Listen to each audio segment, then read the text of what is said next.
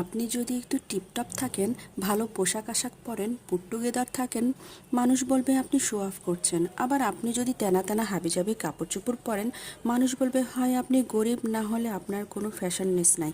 আপনি যদি অন্যায়ের প্রোটেস্ট করেন, কথাবার্তা বলেন, আপনি হয়ে যাবেন অ্যারোগেন্ট।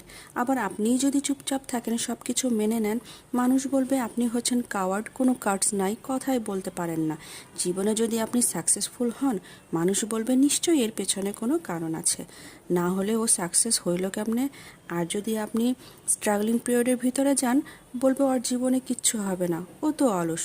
পৃথিবীর সব থেকে ধনী, সব থেকে শক্তিশালী, বিত্তশালী মানুষেরও ক্রিটিক আছে। মানুষ তাদেরকে নিয়েও জাজ করে। সো আমি আপনি কোন খ্যাতের মূলা? আমাদের আশেপাশে মানুষেরা আমাদের জাজ করবে, কন্টিনিউয়াসলি জাজ করবে। তাই আপনাকে পিক করতে হবে আপনি কার সমালোচনা নিয়ে আসলে তার উপর ওয়ার্কআউট করবেন, আর কারটা জাস্ট ইগনোর করবেন। That's success.